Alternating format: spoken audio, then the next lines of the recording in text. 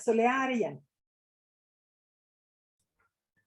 Hola, buenas tardes a todos y a todas. Qué bueno que estemos acá en esta oportunidad para intercambiar para conocer distintos proyectos de investigación interdisciplinaria de la universidad. Un área que además estamos tratando de potenciar muy fuertemente desde la Dirección de Investigación de la universidad. ¿Por qué nos interesa? ¿Por qué esta es una línea que estamos tratando de empujar? De hecho, si ustedes ven el plan de mejora del informe de acreditación, avanzar en términos de la investigación interdisciplinaria es uno de nuestros compromisos. ¿Y por qué lo hacemos? Porque lo que nos está mostrando hoy día la experiencia es que los distintos desafíos que nosotros estamos enfrentando no son desafíos que podamos responder con las respuestas tradicionales, con las metodologías tradicionales, sino que en general necesitamos tener una mirada interdisciplinaria. En el fondo, hoy día los problemas son cada vez más complejos, tienen cada vez más elementos distintos y que no vamos a ser capaces de solucionar con una sola mirada. Y para esto basta pensar algunos de los desafíos que nos está planteando la humanidad hoy día. Tenemos el caso del COVID, por supuesto, qué es lo que pasa con la crisis climática, pero también qué es lo que pasa, por ejemplo, con el cambio demográfico, con el envejecimiento de la población. Todos estos son fenómenos que van pasando y que claramente no basta ya una mirada de salud, una mirada sociológica, una mirada biológica, sino que todos estos temas, la crisis del cambio climático, el cambio demográfico, son temas de los que vamos a tener necesariamente que integrar distintas disciplinas para poder dar una respuesta y una explicación a lo que está pasando en este momento. Lo que nosotros podemos ver entonces es que soluciones viables, soluciones sostenibles, que permanezcan en el tiempo y que efectivamente puedan generar un cambio, requieren de investigaciones que integren distintas informaciones y datos, que integren además técnicas, metodologías, perspectivas que son distintas, miradas que son distintas, y por lo tanto creemos que esto ya es una necesidad. Perdón que me silencié sin querer. Claramente, es como cae un poco de cajón, decimos nosotros, el hecho de la necesidad de tener investigación interdisciplinaria para responder estos problemas, o dar respuesta o explicación a estos problemas que son cada vez más complejos. La realidad, sin embargo, es que nosotros estamos muy acostumbrados a interactuar con las personas de nuestras propias disciplinas. Y a pesar de lo necesario o del gran aporte que puede generar la investigación interdisciplinaria, muchas veces no sale natural. No es natural que esta investigación interdisciplinaria se desarrolle. Y es por eso que en la Universidad Adolfo Ibáñez hemos trabajado por generar una línea dentro de nuestro programa de apoyo interno a la investigación que promueve la investigación interdisciplinaria. Nosotros creemos que al principio hay que generar las condiciones o empujar un poco para que las distintas disciplinas se encuentren. Después, una vez que se produce esa combinación, que se juntan las distintas disciplinas, esto toma vida propia, pero a veces hay que dar este primer empujón inicial para salir de esta zona de confort que tiene cada una de las disciplinas y que cree que es la manera para responder a los distintos desafíos que estamos enfrentando. Entonces, como les decía, dentro del programa de apoyo a la investigación PAI-UAI, tenemos esta línea, que además es una línea que partió el 2021, y lo que vamos a tener ahora, vamos a conocer 4 proyectos de investigación interdisciplinaria que, como van a ver, intentan dar respuestas a problemas complejos y siendo abordados por académicos de distintas escuelas y facultades de nuestra universidad. Así que espero que de a poco, más que nada, que por un lado conozcamos estos proyectos de investigación, pero también que esto sirva de oportunidad para ver todo lo que se nos abre en términos de investigación, el potencial que tenemos para enfrentar y para dar respuestas a problemas complejos a través de los proyectos que vamos a ver hoy. Ojalá que se nos abra el apetito y que nos den más ganas de generar más espacios de investigación interdisciplinaria. Así que muchas gracias. Estamos muy atentos a escucharlos y aprender qué es lo que nos van a contar. Muchas gracias, Soledad. Bueno, como dirección de investigación tenemos que dar muchísimas gracias a todas las personas que están en estos momentos conectadas. Vemos en el chat que tenemos varias personas de acá, de otros países, estudiantes, así que a todos una cordial bienvenida por parte de nuestra universidad. Y ahora vamos a partir con una muy especial invitada. Ella, Luz María Velázquez Sánchez, es una colega que viene de México y es directora del Centro Mujer y Empresa del Tecnológico de Monterrey, ¿sí? Entonces queremos que ella, a través de su experiencia, nos cuente cuán relevante es precisamente la interdisciplina en los problemas que estamos enfrentando hoy en día. Luzmi. Sí, muchísimas gracias, Paula. Gracias por esta invitación. Me honra mucho desde el TEC de Monterrey, Campus Monterrey. Les saludo a todas y a todos. Gracias a Soledad, a Paula, a Carlos, por invitarme aquí a la Universidad Adolfo Ibáñez en la Dirección de Investigación y Relaciones Internacionales, que han hecho posible este espacio maravilloso para conocer los proyectos. Y bueno, mi función aquí es reflexionar en algún sentido sobre estos temas de colaboración, interdisciplinariedad y los retos que enfrentamos para el presente y el futuro.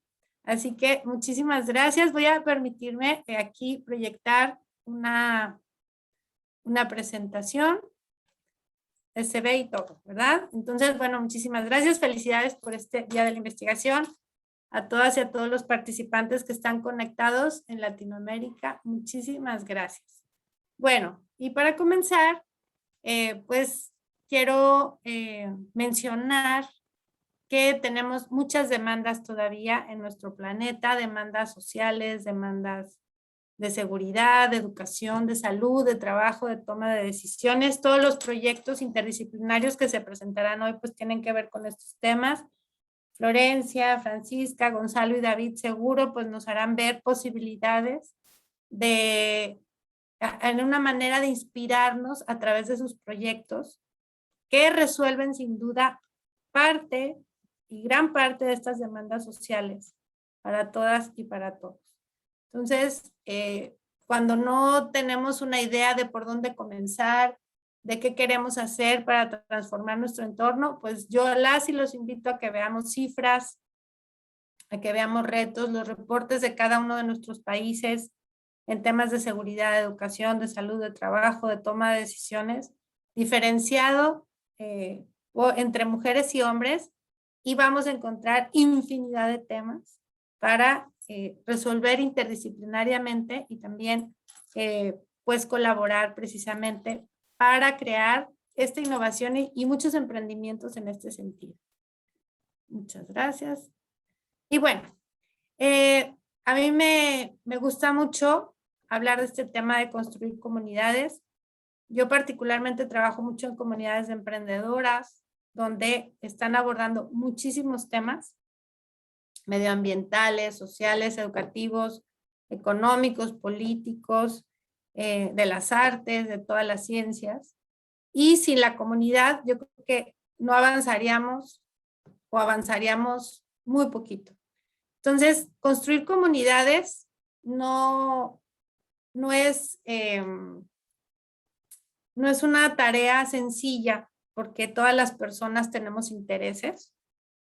Ya que construimos una comunidad, en este caso una comunidad científica, una comunidad donde se construyen proyectos, pues vemos cómo el estar dentro de una comunidad nos facilita el encontrar soluciones, en tener respuestas a nuestras necesidades, el hacer redes también con otras comunidades. Y pues es un arte el construir comunidades, porque requiere de la voluntad de las personas para estar ahí. Es sumar, sumar y sumar, y desde la ética pues no es un intercambio de favores para nada, es sumar para que a la otra y al otro le vaya bien. Entonces necesitamos construir estas comunidades en el sentido de pedir, tenemos que pedir ayuda, tenemos que pedir recursos, tenemos que pedir conocimiento de la otra y del otro que saben otras cosas. Tenemos que dar también conocimiento, ideas, retroalimentación, información, contactos, porque yo conozco a alguien que puede ayudarte a solucionar algo técnico de tu robot, o porque alguien nos va a facilitar que se visibilicen estos espacios. Entonces, es dar, es pedir, es recibir, y también es el arte de saber recibir ayuda. Porque a veces en estas comunidades pues nos llega la ayuda sin pedirla, porque como somos visibles, estamos siendo valorados y valoradas por otras personas que nos quieren ayudar. Entonces yo las y los invito a que sigamos construyendo comunidades académicas, comunidades interdisciplinarias, comunidades científicas, comunidades de emprendimiento, donde encontramos ayuda, somos visibles, nuestra voz y nuestras ideas valen. Y yo creo que es la experiencia en este tipo de proyectos. En la interdisciplinariedad, pues es un arte también, porque reconocemos que la economía no es la única ciencia en el mundo, que la biotecnología no es la única ciencia en el mundo, que las matemáticas no es la única ciencia, que la comunicación tampoco es la única ciencia social en el mundo. Entonces reconocemos que hay otras ciencias que nos ayudan a seguir y a solucionar estas demandas que veíamos hace rato. En estos grupos interdisciplinarios, pues para resolver el tema de hambre, de la desigualdad de género, de la falta de soluciones para el tema de la pandemia que estamos viviendo, pues si sumamos personas que sepan de leyes, de ciencia, de psicología, de economía, pues va a haber otras soluciones que se van a enriquecer y se van a hacer cada vez más grandes. Y en esta interdisciplinariedad, pues también reconocer que todo es un prototipo. Siempre estamos creando una solución y esa solución tiene al día siguiente una mejora. ¿Por qué? Porque alguien vio otro aspecto y se lo vamos sumando.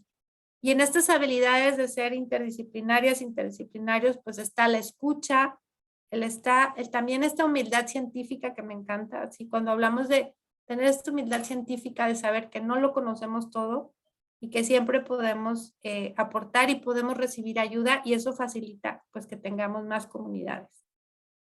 También en las comunidades académicas, en las comunidades de emprendimiento, para resolver las demandas sociales que tenemos en el mundo, pues necesitamos buenas prácticas y conciencias de sororidad y de solidaridad.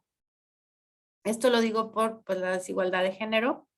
Hasta ahorita en todos los países del planeta, pues todavía hay desigualdad de género. Veíamos el caso del equipo de Noruega, donde Noruega es un país desarrollado, tiene políticas y buenas prácticas de igualdad de género, y aún así el equipo y las integrantes del equipo de voleibol, pero tiene otro nombre, pues tuvieron que manifestarse para ponerse la ropa que querían. No se sentían cómodas con la regla de que tenían que ponerse un traje de baño incómodo. Entonces tuvieron que pues decir que ese traje no lo iban a usar, las multaron o van a pagar una multa, entiendo, y pues necesitamos todavía entender que hay desigualdades. Por ello, necesitamos entre las mujeres tener esta sororidad. La sororidad es la forma en cómo las mujeres nos relacionamos con otras mujeres, evitando conductas y creencias y acciones misóginas de odio hacia las mujeres y a todo lo femenino, porque pues esto impide, obviamente, que yo escuche una idea, impide que te escuche. Primero pongo etiquetas y después me importa, y si me importa, que hay otras personas. Entonces necesitamos pues esta sororidad entre nosotras para alcanzar más acceso al uso y beneficio de los recursos y las oportunidades, y que todas tengamos esta conciencia que tenemos que estar mejor.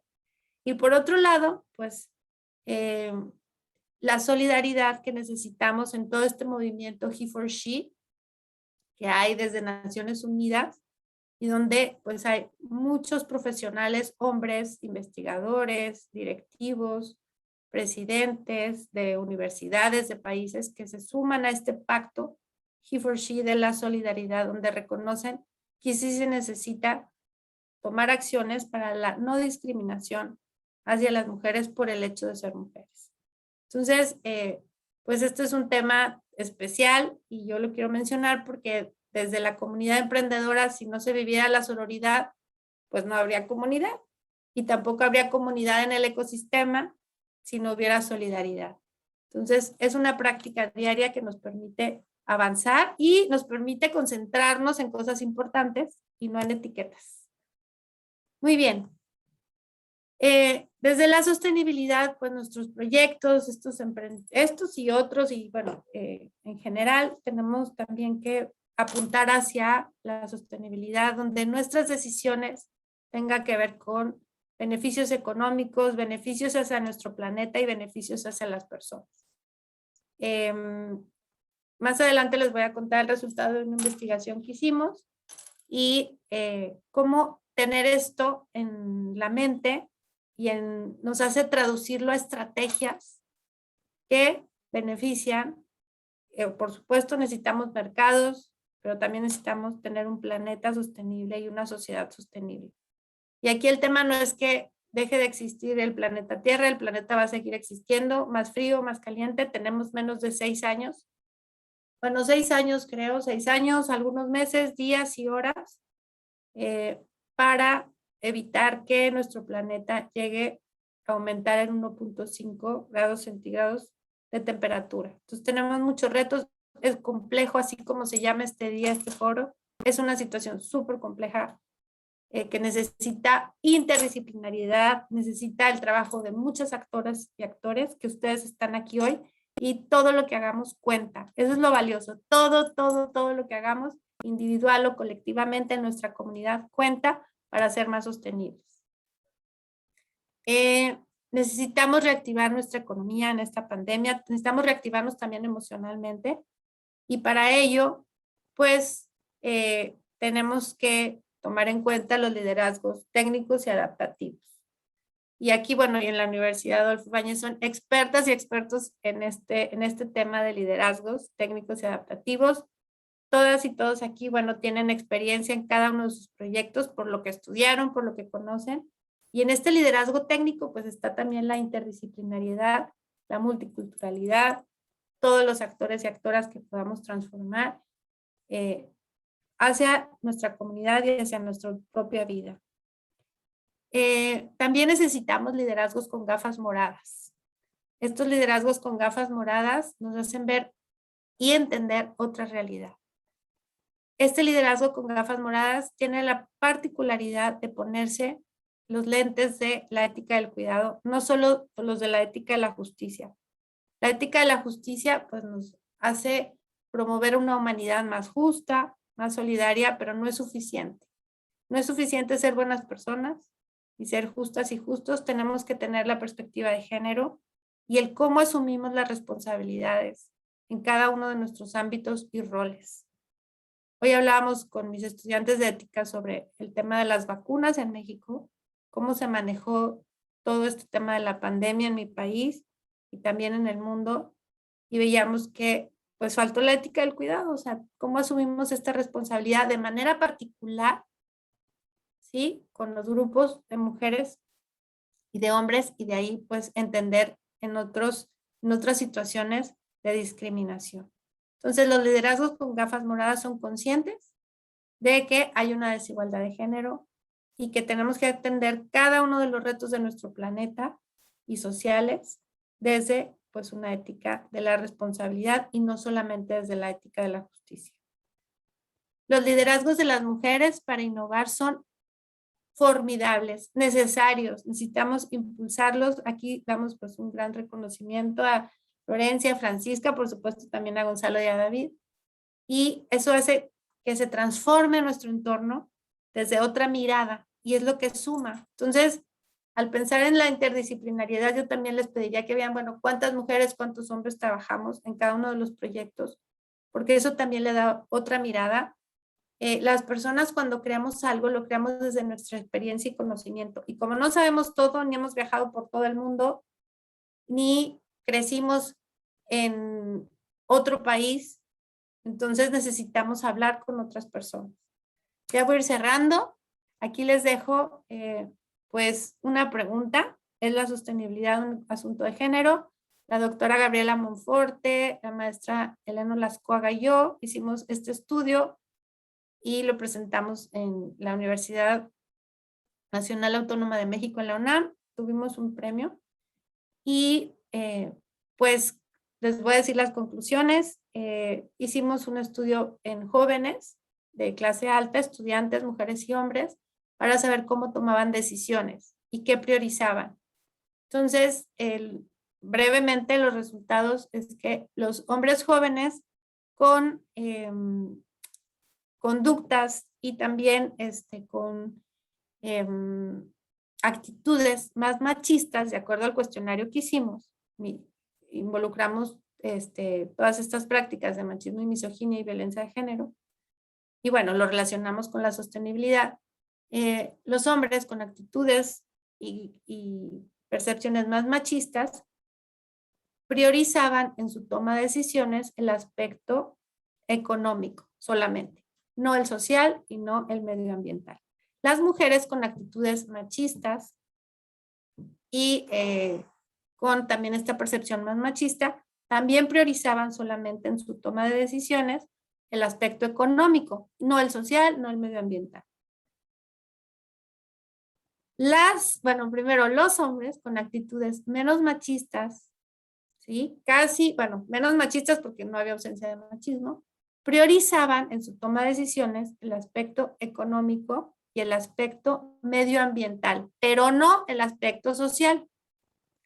Y las mujeres, esto lo digo por el tema de los liderazgos de las mujeres en ausencia de machismo priorizaban de la misma manera los 3 ejes de la sostenibilidad en su toma de decisiones: el medio ambiente, la economía y la sociedad. Entonces, en conclusión, necesitamos liderazgos más balanceados, necesitamos ponernos las gafas moradas y las gafas de la sostenibilidad, pues para que tengamos esta colaboración interdisciplinaria con gafas moradas que nos lleve a entender la realidad de otra manera y a transformar nuestro entorno también hacia un mundo más sostenible. El ODS 5 es prioritario en los Objetivos de Desarrollo Sostenible, que es el de igualdad de género. Y bueno, si no hay igualdad de género en nuestros liderazgos, en nuestras acciones, en las prácticas, en las políticas, pues difícilmente vamos a ser sostenibles. Muchas gracias por escucharme. Muchas felicidades a todos los proyectos. Gracias, Carlos, Paula, Soledad, por esta invitación y que esta jornada sea de muchísimo éxito para todas y todos. Muchísimas gracias, Luz María. Efectivamente, lo que buscamos y nuestra misión y visión en investigación tiene que ver con valores y propósitos que aporten a nuestra sociedad. Así que aquí les vamos a presentar estos 4 proyectos que con estos valores tan importantes que nos ha mencionado Luz María y con un propósito bien específico han sido propuestos y están en estos momentos en desarrollo. Es importante mencionarles que todas sus preguntas pueden ir en el ítem de preguntas para que las veamos al final, ¿sí? Vamos a comenzar con el proyecto Hacia una decisión informada en la modalidad de parto y vamos a escuchar a Florencia Borrecho, quien es la investigadora responsable de este proyecto.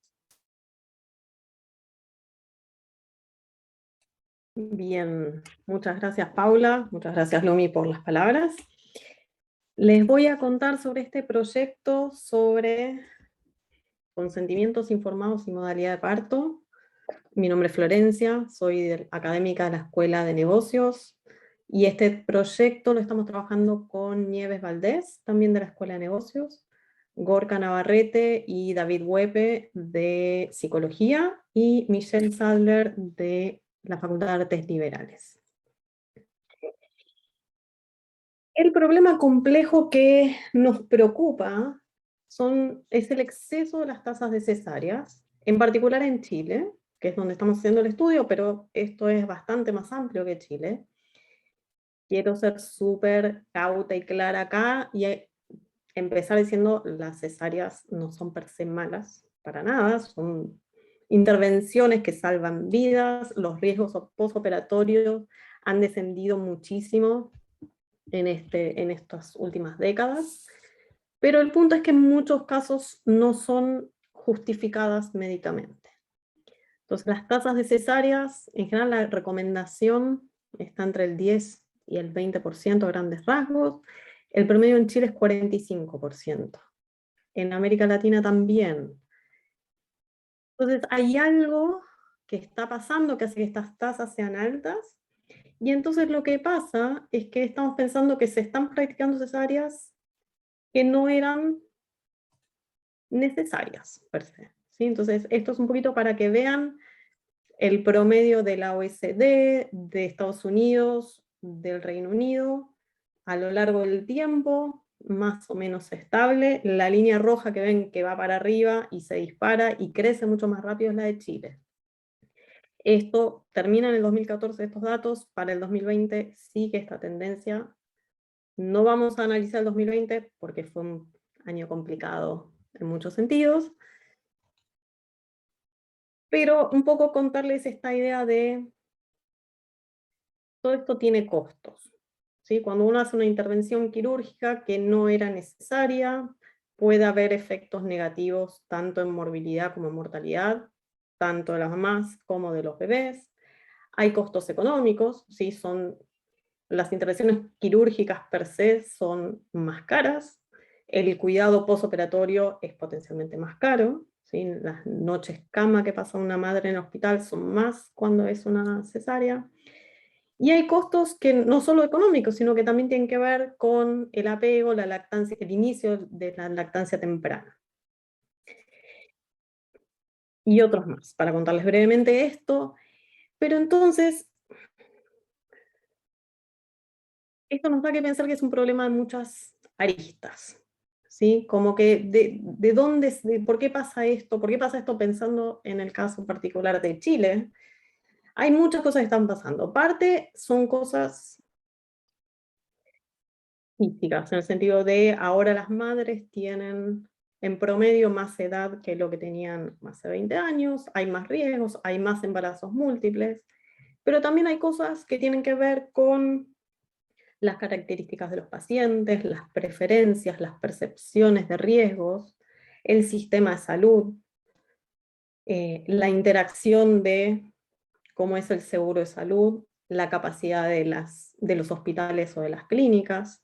Entonces tiene muchas dimensiones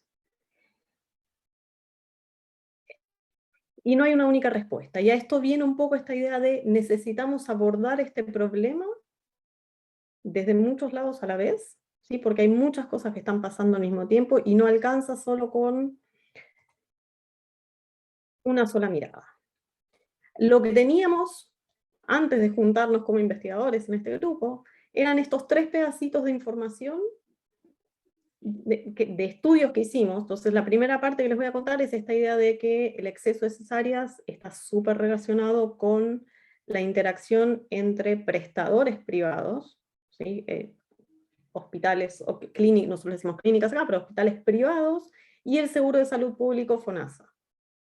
Y lo que encontramos en un trabajo que hicimos junto con Nieves Valdés, es que 3 de cada 4 mujeres con embarazos sin complicaciones, que contratan para tener su parto en una clínica privada, pero que tenían seguro público, terminan con cesárea.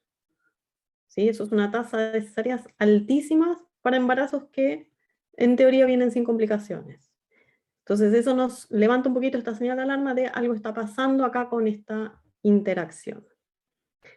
Por otro lado, Michelle viene con todos estos estudios que tienen que ver con las preferencias.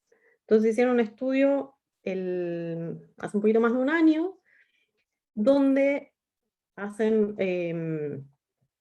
miran las actitudes y las percepciones de riesgo, y ven que las preferencias por cesárea están en general más asociadas a actitudes positivas frente a la intervención médica, percepciones de alto riesgo sobre el parto vaginal y miedo al parto. La tercera pata de todo esto tiene que ver con el estudio que lo estaba haciendo Gorka desde el equipo de psicología, esta idea de consentimientos informados en contextos médicos. Y ahí es donde nos vamos a enfocar en esta parte. Y así un poco es como empezó esta conversación nos tenemos que focalizar un poco en la información, en el punto clave que es la interacción entre la madre gestante y su prestador. Y ahí es donde juntamos estas tres disciplinas, ¿sí? Economía de la salud, psicología, antropología, pero no lo hacemos como así nomás, un poco como decía Lumi, no es fácil esto de trabajar cruzándose con colegas de otras disciplinas, por más que estemos mirando el mismo problema. Lo que teníamos en común, lo que tenemos en común es el lenguaje, ¿sí? Estamos todos tratando de responder preguntas con datos de distintos tipos. Y eso nos ha hecho la vida, el diálogo bastante más sencillo, por más que de vuelta, cada vez que nos sentamos a mirar estos temas, cada uno trae una perspectiva un poco distinta. Y entonces, lo que hacemos acá es, vamos a hacer un experimento conductual, y lo que queremos ver es cómo las diferencias en la manera de presentar la información sobre los riesgos, ¿sí?, de cada modalidad de parto influye en la comprensión de los riesgos y en las preferencias, las percepciones y las decisiones hipotéticas que se toman en este experimento. La premisa es que las actitudes, las preferencias y los conocimientos del paciente, en este caso las madres gestantes, van a influir en el tipo y en la calidad de servicio de salud que obtiene, y entonces eso va a influir en la salud, en los resultados de salud más adelante. Entonces, nos vamos a focalizar en el consentimiento informado. Entonces, básicamente un consentimiento informado es la aceptación racional por parte de un paciente de una intervención médica o la elección entre distintos cursos posibles de tratamiento. ¿Sí? Entonces, básicamente, esto se hace operativo mediante un papel que uno firma antes de alguna intervención que dice: yo estoy de acuerdo con realizar este procedimiento sabiendo que existen todos estos tipos de riesgos, o ahí les voy a contar un poquito más qué es lo que dicen estos papeles en la realidad. Entonces, nuestras dos grandes preguntas de investigación tienen que ver con esto de cuando hay mayor conocimiento sobre los riesgos o los daños y los beneficios de las distintas alternativas, las personas pueden tomar una decisión distinta. Es posible que tenga que ver con el diseño, si nosotros podemos pensar en transmitir la información de una manera más clara, más eficiente, ¿sí? Podemos producir cambios en el conocimiento, podemos ver si la actitud o las preferencias de las personas van cambiando, ¿sí? Entonces, lo que queremos es ver la manera de presentar la información de manera que el paciente entienda cuáles son los riesgos, ¿sí? Cuál es la información que está atrás de todo esto. Entonces, lo que queremos es que la paciente, ¿sí?, en este caso la madre gestante, pueda tomar una decisión informada, pero realmente informada, ¿sí? Esto es lo que les contaba recién, un consentimiento informado base. Recopilamos información sobre los consentimientos informados que firma una mujer al momento de tener antes del parto, ¿sí?, antes de la intervención quirúrgica. Y hay de distintos tipos, hay mucha varianza, mucha heterogeneidad en la información que contienen estos documentos y depende del lugar al donde uno cae, básicamente, ¿sí?, a donde uno va a realizar la intervención. En muchos casos encontramos que son consentimientos genéricos, en el sentido que simplemente dicen: el profesional a cargo me dijo cuáles son los riesgos, pero no están escritos o no tienen información numérica, ¿sí? Otro tipo de consentimientos son genéricos para todas las cirugías. Entonces acá se aclara que va a ser una cesárea y me dicen: tiene esta lista de riesgos, o a veces ni siquiera es una lista, ¿sí? Pero de vuelta tampoco está muy claro cuáles son. Hay cosas un poquitito más específicas, entonces encontramos otros casos donde se habla específicamente de la cesárea, explica un poco qué es una cesárea y dice cómo puede tener este tipo de complicaciones. El tema acá de vuelta es, no estamos pensando en una cesárea de emergencia, ¿sí? Donde no hay mucho por decidir, sino que estamos pensando en las cesáreas que son electivas o las cesáreas que son un poco más conversables, ¿sí? Ya no estamos hablando del punto donde el médico tiene que decir con una cuestión de salud, sino antes de todo eso, ¿qué es lo que una paciente puede discutir si tiene, puede conversar, puede entender un poco más si es que tiene la información necesaria? Acá hay un ejemplo más de un caso más, con un poquito más de información. Entonces, esto es, es parte del material del experimento conductual que estamos realizando en este momento, así que no les puedo mostrar resultados, no les puedo mostrar más del material que estamos trabajando, eso va a quedar para la próxima etapa de esta conferencia. Lo que sí les voy a mostrar ahora, en realidad va a ser parte de este trabajo que empezamos a hacer recopilando estos consentimientos informados. Lo que hicimos fue rankearlos y ponerles un puntaje de acuerdo a cuán buenos eran, y ahora les vamos a contar un poquito más qué quiere decir eso, y la relación de eso con las tasas de cesáreas en los distintos tipos de establecimientos públicos y privados, y de acuerdo también al seguro de salud que presentan las mamás, las madres, si es público o privado. Y en esta parte le voy a ceder la palabra a Javier González, que es nuestro ayudante de investigación estrella, devenido coautor de este paper, y lo estamos aprovechando ahora porque Javi se está yendo a hacer el doctorado en economía, así que nos queda poquito tiempo de compartir. Pero bueno, quiero que lo conozcan también y él le va a presentar los resultados preliminares que tenemos de este proyecto. Así que con eso los dejo de compartir y ahí los dejo con Javi.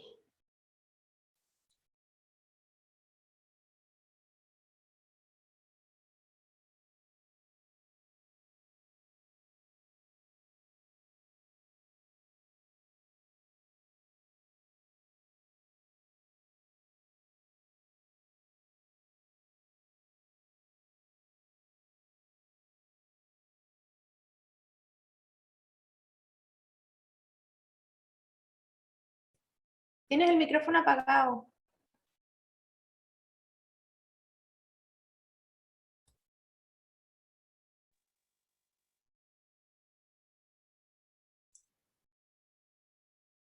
¿Aló? Sí, ahora sí, perdona. Muchas gracias a Florencia por darme la palabra.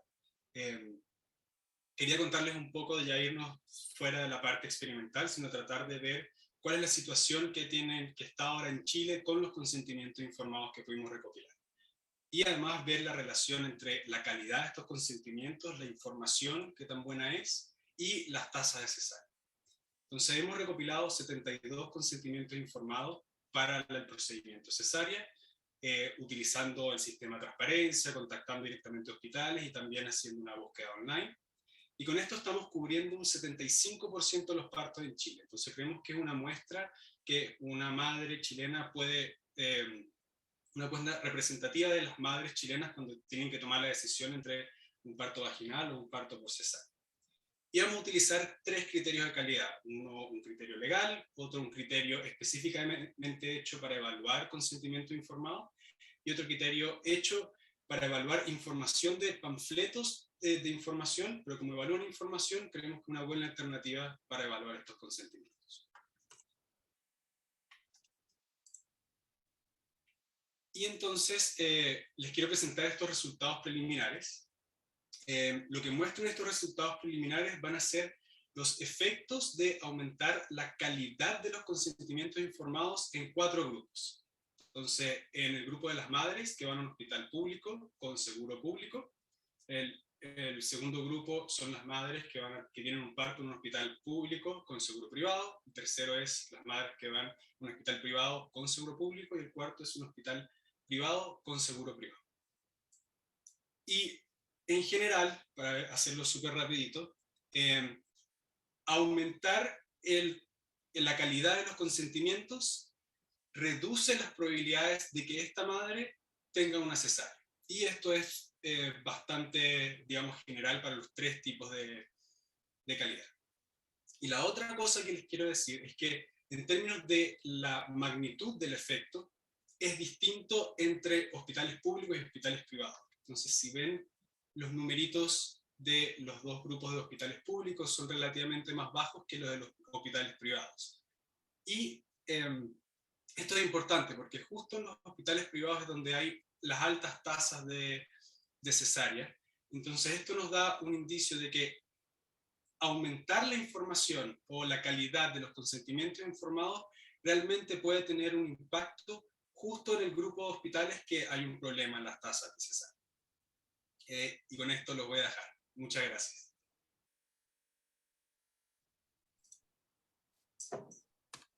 Muchas gracias, Javier.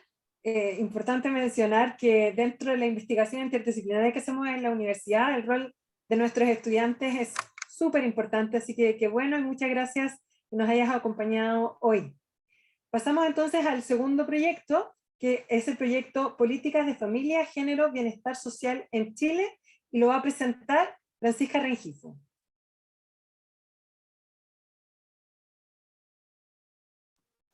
Muy buenas tardes a todos, a todos.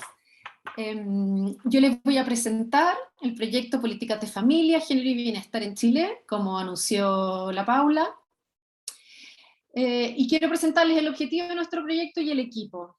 El objetivo del proyecto es conocer qué hace el Estado por la familia, y así entender cómo se configuran las tensiones entre las necesidades humanas, los derechos individuales por un lado, con las demandas y la provisión de bienestar en términos más igualitarios por otro. Este objetivo tiene entonces como objeto de estudio la relación entre las familias y el Estado. Y cuando el Estado miró a las familias, las miró desde los orígenes de nuestro sistema de seguridad social y de las primeras políticas sociales chilenas. Y la miró desde la perspectiva de lo que a las familias chilenas les hacía falta. Y comenzó a observarlas desde la recién creada Oficina del Trabajo a principios del siglo XX, y esta imagen, esta fotografía que yo les estoy presentando aquí en la portada de la presentación, refleja aquella mirada inicial, desde lo que le falta a la familia. Le falta zapatos, le falta abrigo, le falta alimentación, le falta higiene, le falta educación. ¿Por qué les muestro esta imagen? Porque desde que el Estado comienza a mirarla, ha habido una preocupación por recoger información de aquello que es o sería lo propio de las familias. Por lo que no podemos comprender las políticas sociales que están dirigidas a las familias sin conocer primero cómo las ha mirado y cómo las está mirando hoy día.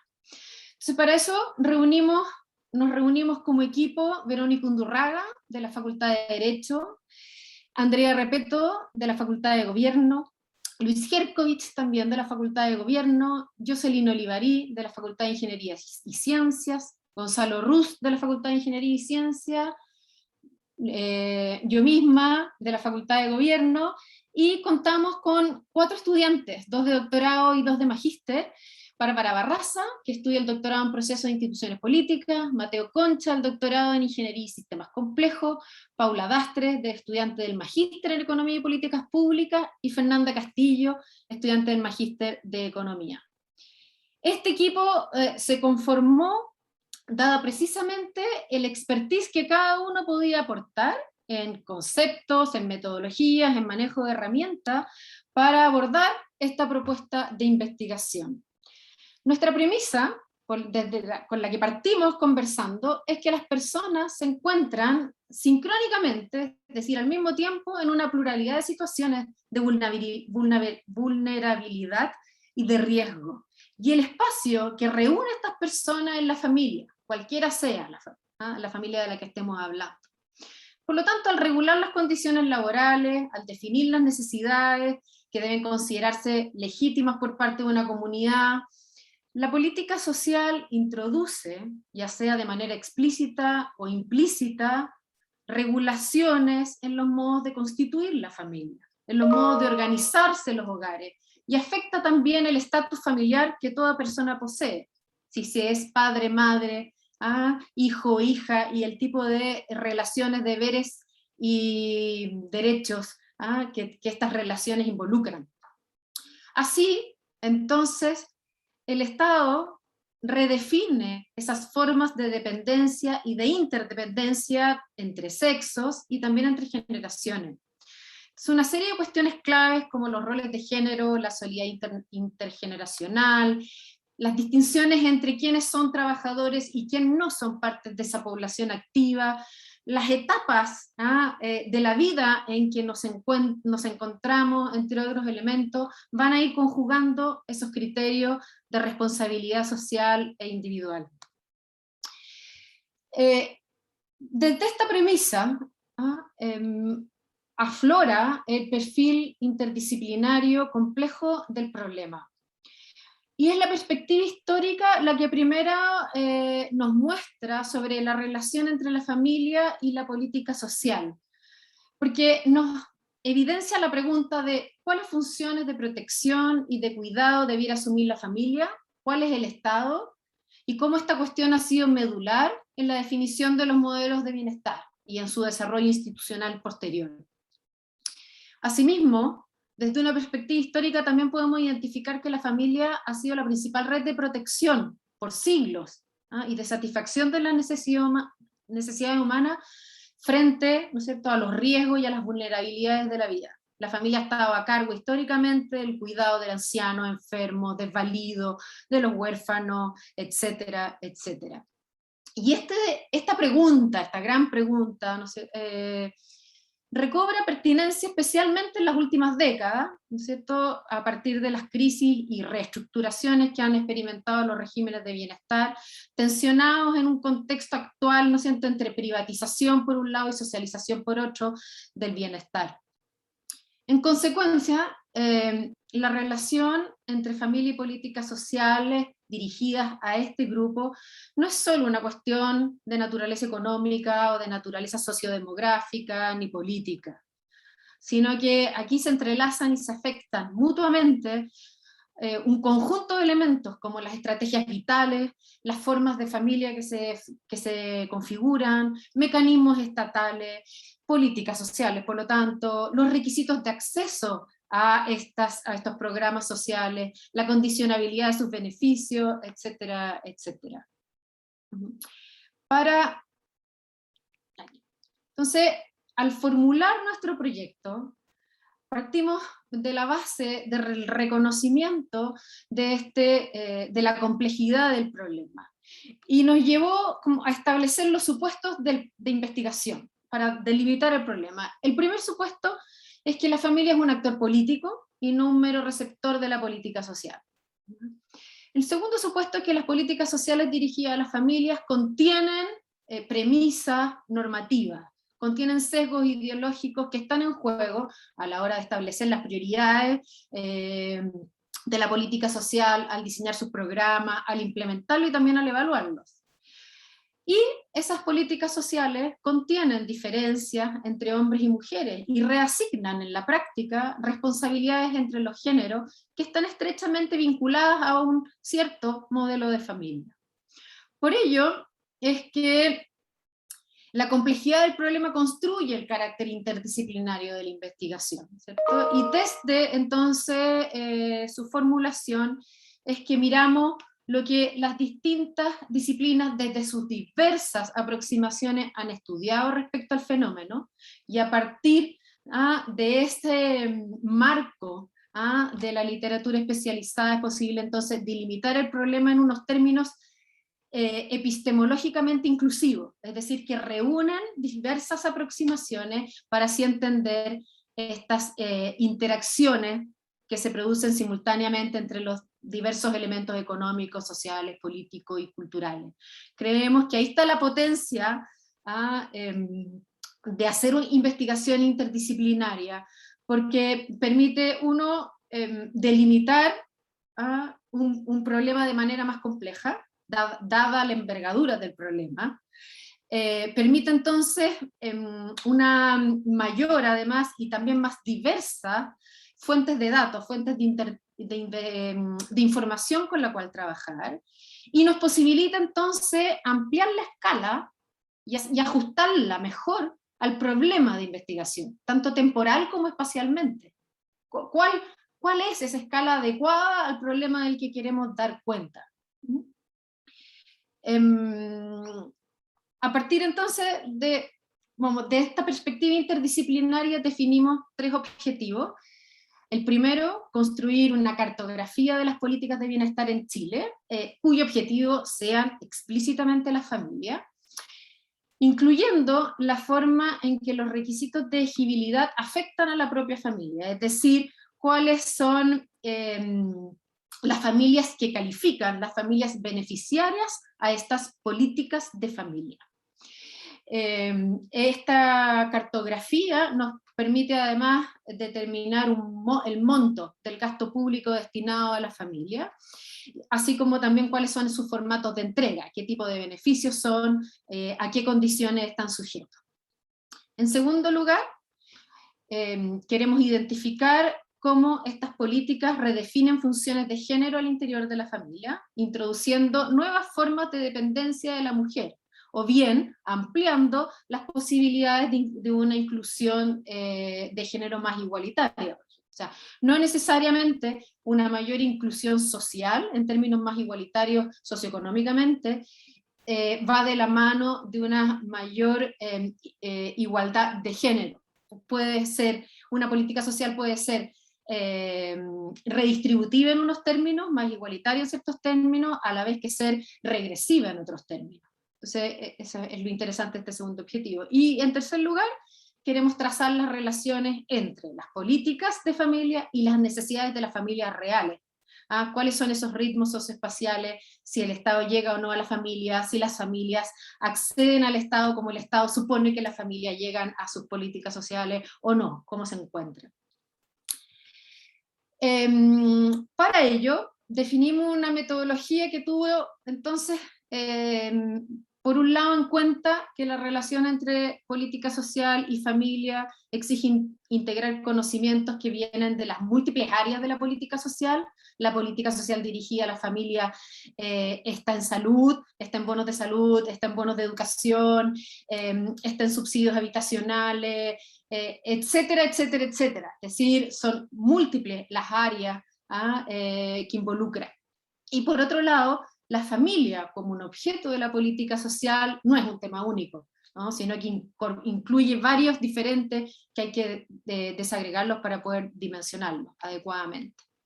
Los estudios demográficos, los sociológicos, los económicos, los de los propios analistas de las políticas públicas han demostrado ya cómo similares políticas sociales pueden no necesariamente tener la misma respuesta frente a contingencias sociales análogas, ni tampoco similares políticas producen los mismos efectos en diferentes contextos políticos y socioeconómicos. De ahí la importancia de observar empíricamente cómo se configuran estos factores. Esa es la manera en que eventualmente podemos llegar a explicar tanto los efectos deseados como los no deseados, los no esperados de la política social. Y para ello trabajamos con un enfoque que integrara estas dimensiones, que nos pavimentara el camino, elaborar un lenguaje común respecto de la terminología, qué significa familia, desde una perspectiva histórica, qué significa familia desde la perspectiva económica, no con el fin de competir respecto a esos términos, sino que de qué manera integrarlos para ampliar y enriquecer entonces una conceptualización de familia, así como también una conceptualización de una política social dirigida a familia, que nos facilitara un análisis más complejo. Para ello, nuestras herramientas de trabajo han recurrido, ¿no es cierto?, a las diversas disciplinas, al análisis del discurso, a la ciencia de datos, a la econometría y el modelamiento predictivo, y las aplicamos como a 3 líneas interdependientes de trabajo. Una línea jurídica institucional que elabora, en eso estamos trabajando, una serie temporal, es decir, seriada en el tiempo, de programas dirigidos a la familia, que ubican estos programas en el conjunto de la política social chilena y permite identificar los modelos de familia que están supuestos en esos programas a partir de los requisitos para calificar y de las condiciones también para recibir esos beneficios. Una segunda línea de trabajo es la línea política económica, en donde esta información recopilada se analiza utilizando métodos econométricos y entonces es posible elaborar el gasto público destinado a las familias por parte de estos programas, identificando así la relación entre el tipo de gasto estatal y las familias concretamente beneficiadas, no ya el modelo establecido en las políticas. Y en tercer lugar, una línea socioempírica que permite reconocer los tipos de hogares contemplados por las políticas a partir del análisis del modelo de familia que contienen estas. Entonces, por un lado está el modelo de familia, por otro están esas familias que concretamente beneficiadas, que nos abren entonces la puerta al tipo de hogar que contempla la política. La definición de esta variable hogar entonces nos permite comparar, ¿no es cierto?, esta información levantada por los propios programas, así como encuadrada en las estadísticas demográficas de que disponemos. ¿Qué resultados estamos, ¿no es cierto?, persiguiendo? Estamos trabajando con las siguientes bases de datos disponibles, y lo maravilloso de este trabajo interdisciplinario es que podemos abarcarlas en un tiempo razonable de tiempo. Un banco integrado de datos que provee el programa de programas sociales y no sociales, que el Data Social, que es una plataforma del Ministerio de Desarrollo Social, el Registro de Información Social, ¿sí?, también del Estado, la CACEN, con la cual contamos de varios años, y solo como a modo de ver la temporalidad larga de este problema, el origen de la CACEN es esta encuesta de la Oficina del Trabajo que yo les menciono, que se comienza a principios del siglo XX. Entonces, las 2 primeras fuentes de datos nos permiten construir el mapa de apoyos sociales que el Estado otorga a la familia, nos permite identificar cuáles son sus requisitos, las condiciones, los montos involucrados. El tercer registro de información social, la tercera fuente de datos, nos permite comprender quién recibe qué.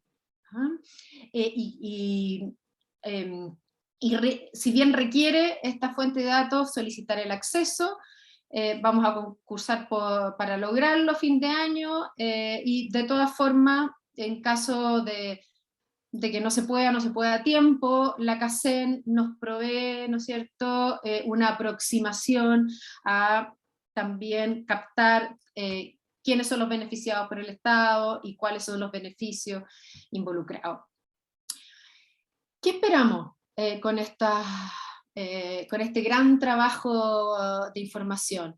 Esperamos precisamente contar con un piso empírico de gran envergadura, de datos que están interrelacionados, que es necesario primero para proveer de conocimiento informado a la discusión pública. ¿De qué está hablando una política social, o cuando discutimos una política social dirigida a la familia específicamente? En segundo lugar, estos resultados son principalmente cuantitativos, pero esa base de conocimiento cuantitativo es la que posibilita plantear preguntas que son de naturaleza cualitativa, como por ejemplo, ¿cuáles consecuencias podemos observar respecto de las formas de interdependencia entre sexos y generaciones, como planteábamos al comienzo en la formulación del problema. Unas políticas sociales específicas, qué impactos tienen en estas formas de interdependencia, cómo se modifican a partir de las políticas sociales las condiciones y los costos del trabajo, tanto del trabajo que se considera productivo, fuera del hogar, como de la reproducción social. Y desde esas preguntas, entonces, aproximarnos a cómo las familias han resuelto esas tensiones y cuáles posibilidades tenemos de adecuar o de reequilibrar mejor estas relaciones entre políticas sociales y familia. Muchas gracias. Muchas gracias, Fran. Claramente el equipo aquí integra diversos tipos de investigación, así que queda muy clara la interdisciplina en el proyecto. Ahora, muchas gracias. Ahora vamos a escuchar el tercer proyecto que se llama Efectos de la virtualidad en tareas colaborativas y lo va a presentar Gonzalo Muñoz.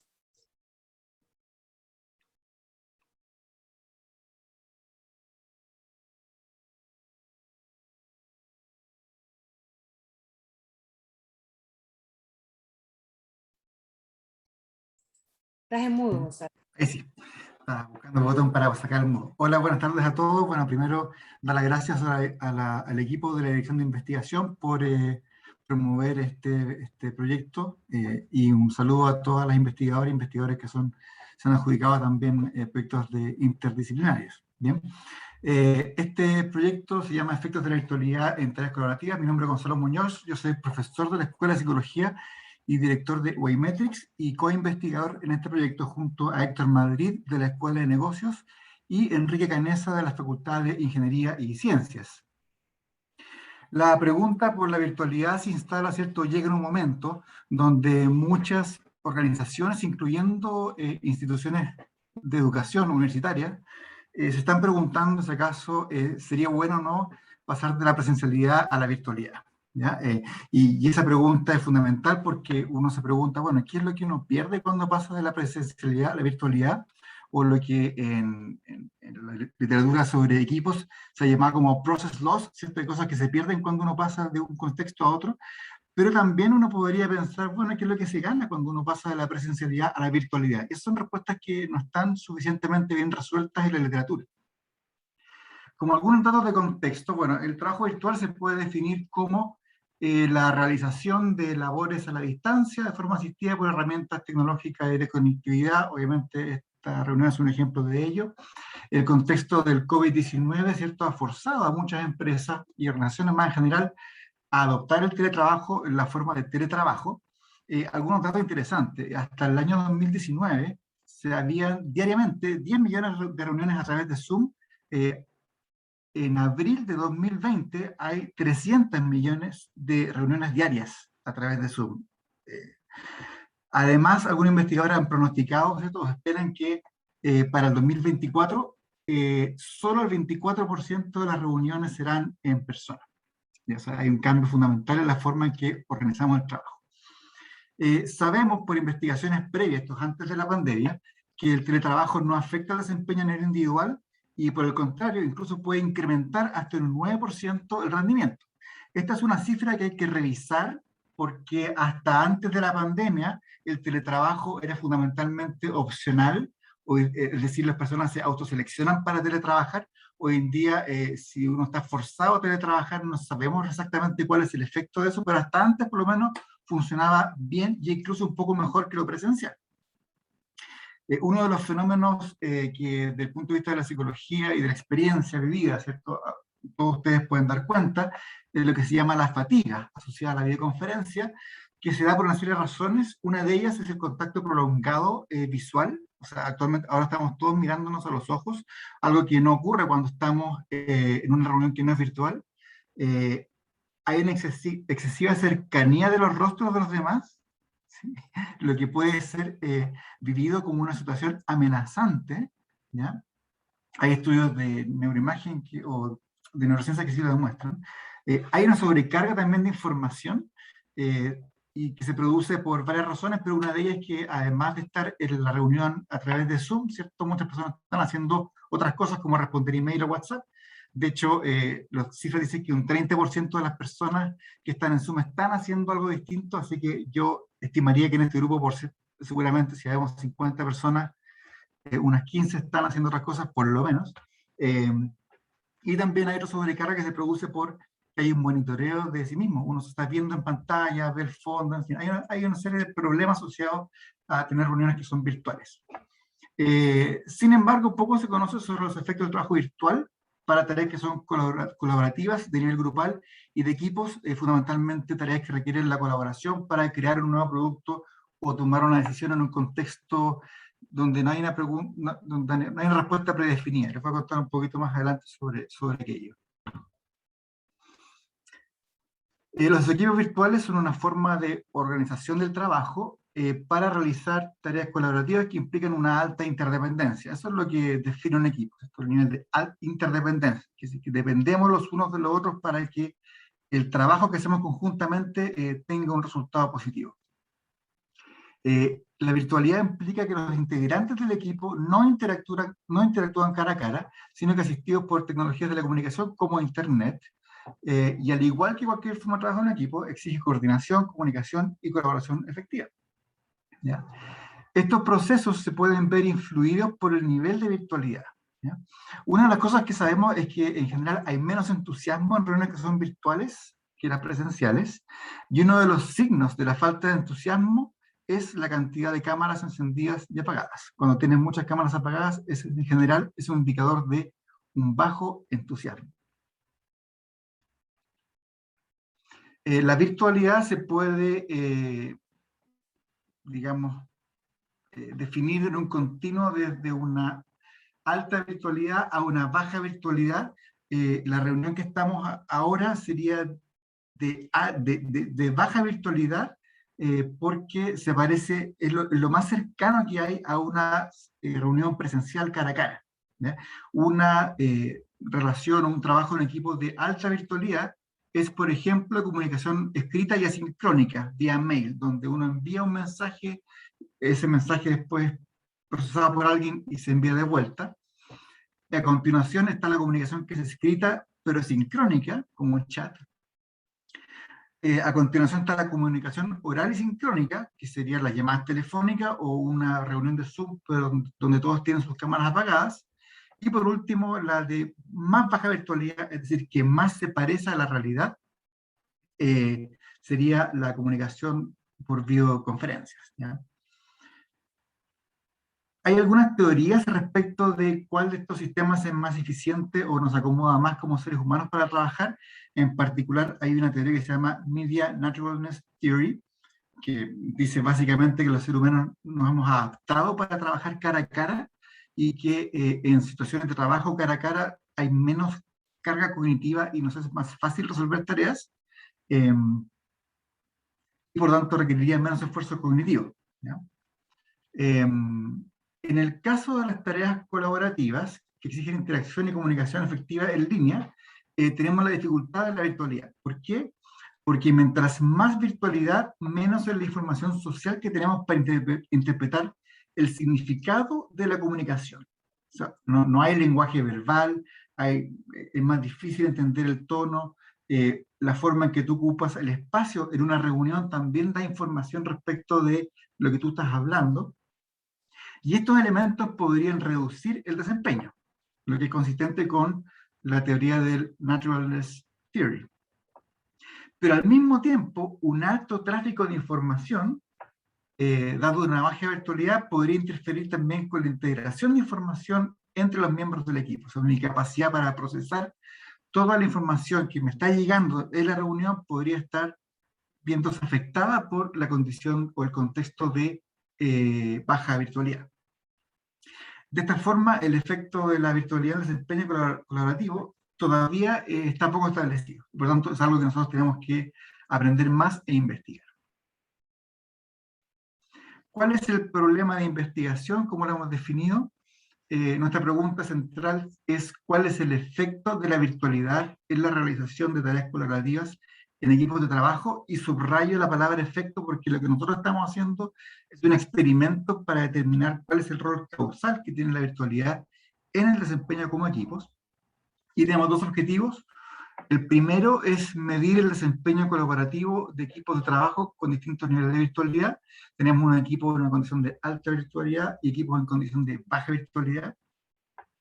Y analizar ciertas diferencias de desempeño en tareas colaborativas en equipos de trabajo se explican por estas diferencias de virtualidad, con una serie de indicadores de satisfacción, de las emociones que sienten durante la reunión, de la percepción de carga cognitiva, de su satisfacción con las decisiones que tomó el grupo, etc.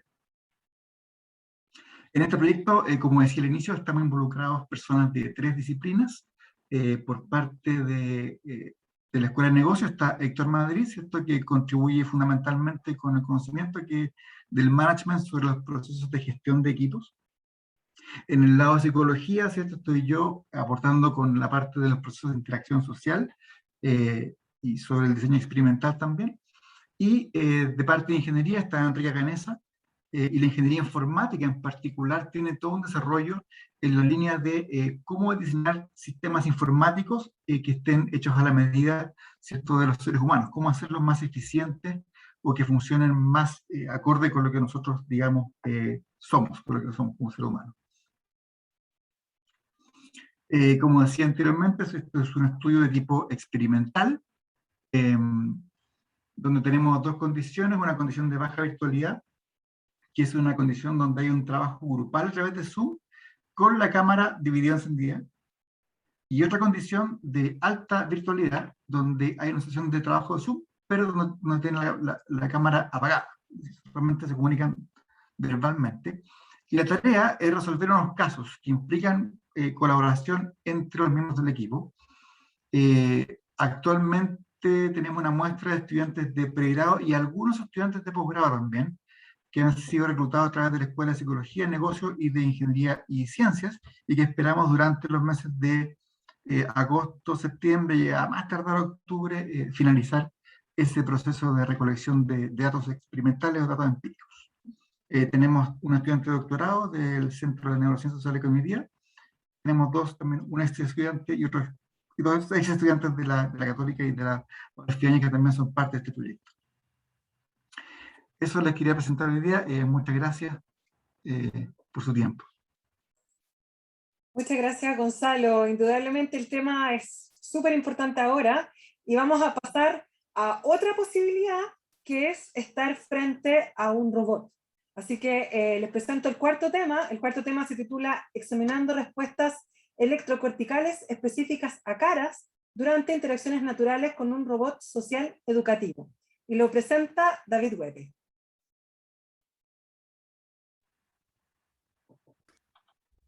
Okay. Buenas tardes, un gusto estar con ustedes.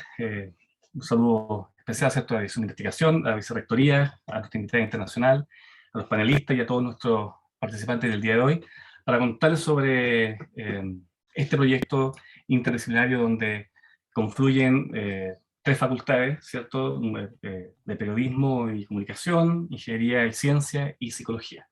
Así que les voy a contar un poquito en qué consiste esta investigación, que nos tiene también muy entusiasmado porque es bastante novedoso en nuestra opinión. Así que, para ganar tiempo, voy inmediatamente a contar sobre esto. Y para eso, voy a hacer un breve ejercicio con ustedes para que entiendan más o menos en qué se trata la idea de encontrar respuestas corticales, ¿cierto?, neurales, en función de la detección de rostros de parte de nosotros, en este caso con caras robóticas, en un setting experimental natural.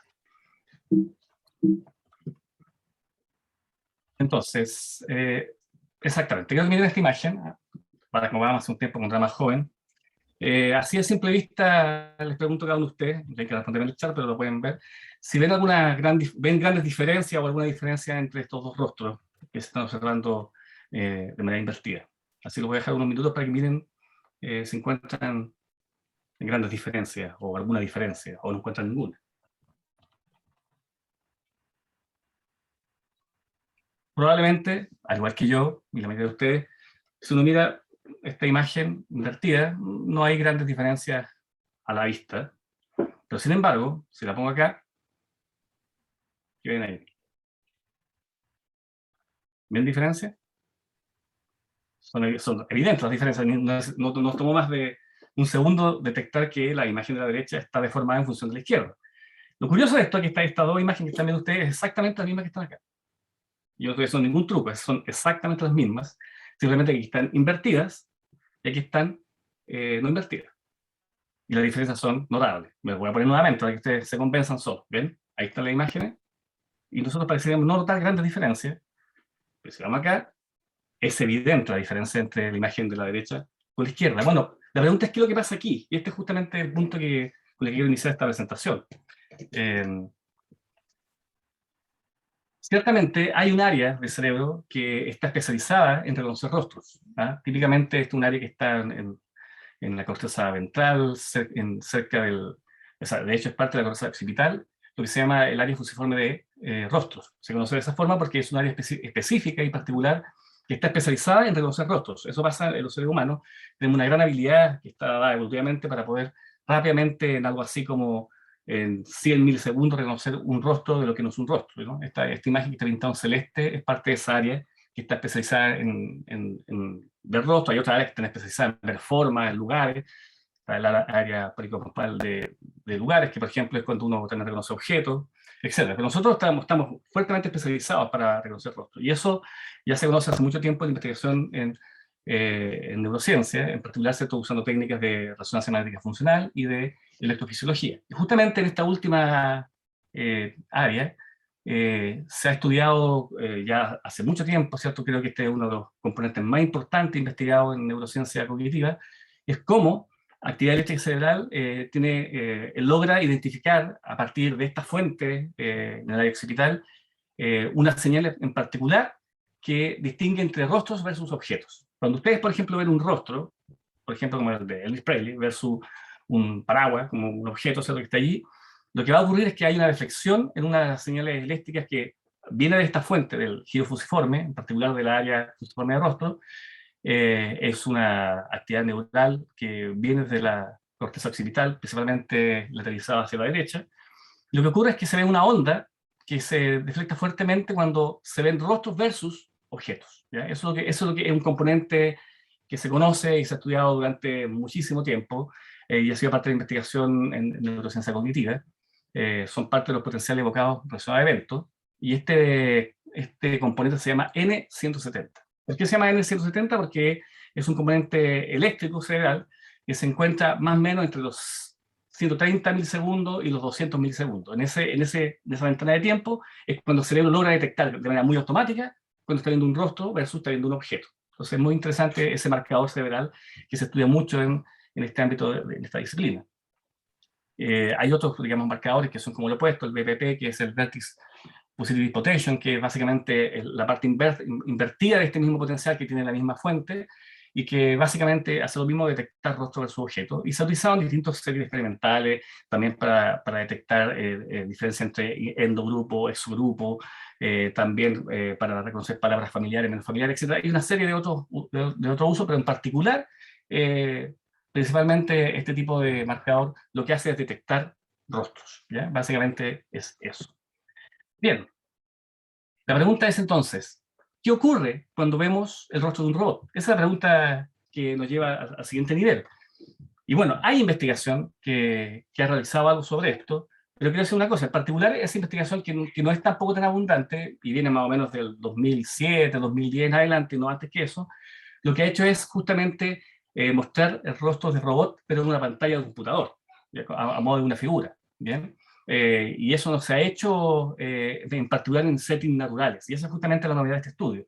Por lo tanto, sí hay investigación que ha demostrado que, por ejemplo, cuando uno presenta una pantalla de un computador rostros de robot, efectivamente esta señal, este componente electrofisiológico que se usa con electroencefalografía, detecta este potencial llamado N170 y se modula en función de cuánto ese rostro se parece más a un rostro normal versus menos rostro, digamos, ¿no? Se han realizado también otros estudios que también ese componente logra identificar incluso expresiones emocionales, si son neutrales o no son neutrales, y también de alguna manera cuáles son los aspectos principales que son detectados en esa detección de rostros. Así que hay evidencia sobre eso. ¿Bien? Pero la cuestión aquí es la siguiente. Nosotros queremos, además, utilizar una metodología que también es innovadora, que es neuroimagen móvil, que consiste básicamente también en una tendencia más bien emergente, vanguardista, en la que consiste en sacar a los sujetos del laboratorio, porque cuando se hacen estos estudios, se hacen en situaciones totalmente controladas, en una jaula de Faraday, se llama, ¿cierto? Un espacio donde la persona está sentada en una silla, se le ponen los electrodos, ¿cierto? El light tracker para detectar el estímulo, ver una imagen en pantalla y va respondiendo con una botonera. Pero es una situación poco ecológica en ese sentido.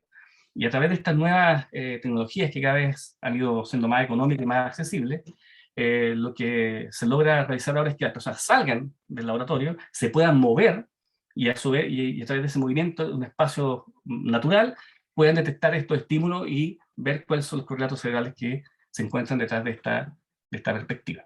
Por lo tanto, en este sentido, la novedad sería justamente que además queremos estudiar esos rostros de robot, pero en settings naturales con robots reales, en tercera dimensión, interactuando con participantes. Por lo tanto, eso lo hace ya diferente a lo que actualmente la literatura ofrece. ¿Y qué tipo de robot? No cualquier tipo de robot, un robot social.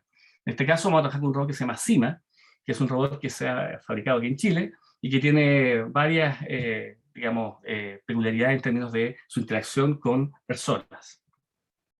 Bueno, ¿qué es un robot social? Ven, aquí está este robot Cima que les decía recién, que tiene justamente estos aspectos que se utilizan con niños para que puedan interactuar en contexto educativo, pero además los robots han tenido uso en distintos escenarios, también, por ejemplo, con adultos mayores o otro tipo de asistencia. Por lo tanto, esa es un poco la particularidad del robot social. Y es un robot social, para que sigamos avanzando un poco en esta perspectiva. Bueno, un robot es capaz de interactuar con humanos de manera que se asemeje a cómo los humanos se comunican entre ellos. Esa es básicamente la idea de un robot social. Por lo tanto, la idea es que se incorporan aspectos que tienen que ver con el lenguaje verbal y no verbal. Es decir, que básicamente implica una interacción en la cual se aproxima, en términos por lo menos virtuales, a lo que podría ser una comunicación entre humanos. Ahora bien, ¿cómo se puede entender esta comunicación máquina-humana? La pregunta tiene que ver con esto, ¿no? ¿Qué es la comunicación máquina-humano?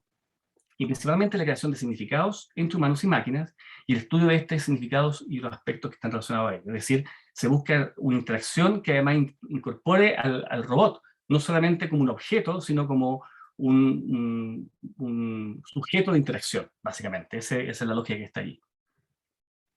Por lo tanto, ¿cuáles son las características de esta relación entre los robots sociales? ¿Cierto? Tiene que ver con la copresencia, es decir, la sensación de estar en la compañía de alguien más, no solamente de un objeto, y justamente allí está también nuestro estudio desde el punto de vista de las bases neurales, de observar rostros versus no rostros. Y por otro lado también tiene que ver con entender si el cuerpo físico facilita código de comunicación verbal y no verbal, como expresiones faciales, posturas, tacto, movimiento, entre otros. Es decir, principalmente el objetivo de este tipo de robot tiene que ver con construir un tipo de interacción o relación con humanos que va más allá ciertamente de simplemente contar con un asistente tecnológico. Bien, ¿por qué es importante estudiar este fenómeno entonces? Esta es la pregunta que nos hacemos nosotros. Y algunos puntos que ya son principalmente parte del escenario actual, digamos, de la modernidad en el avance de la tecnología, es porque básicamente se han convertido en agentes tecnológicos con los cuales los humanos interactúan y se comunican a diario. Y eso están en el ámbito de la medicina, la comunicación, la industria, la educación, la asistencia social, aspectos terapéuticos, es decir, ya la robótica, y en particular, ¿cierto?, este tipo de robot está inserto en muchos de los escenarios con los cuales interactuamos actualmente. También, por otro lado, hay una noción de que hay una experiencia social y efectiva entre un humano y un robot, es similar a aquella que se puede, de alguna forma, visualizar entre humanos, ¿cierto?, durante la socialización. Y eso es parte también de la evidencia en teoría comunicacional, en términos de investigación en robótica social, ¿no? Por lo tanto, desde usos cotidianos, ¿cierto?, a la industria, como también en el futuro, hay un robot, digamos, perdido del espacio, que probablemente va a ser también la tónica ya hoy y también mañana, ¿cierto?, para la exploración espacial. Por lo tanto, entender cómo interactuamos con un robot es un aspecto fundamental.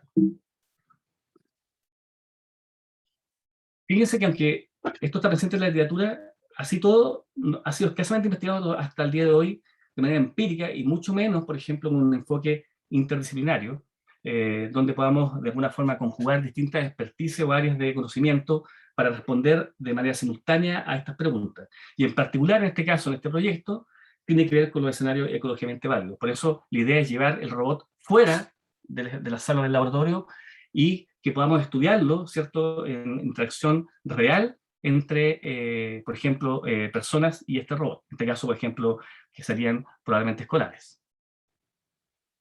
Por lo tanto, estos procesos psicológicos y afectivos son relevantes, tanto, no solamente para la neurociencia cognitiva, sino también para la robótica social, la psicología y la comunicación, que son las disciplinas que justamente están en este aspecto, incorporados en este proyecto.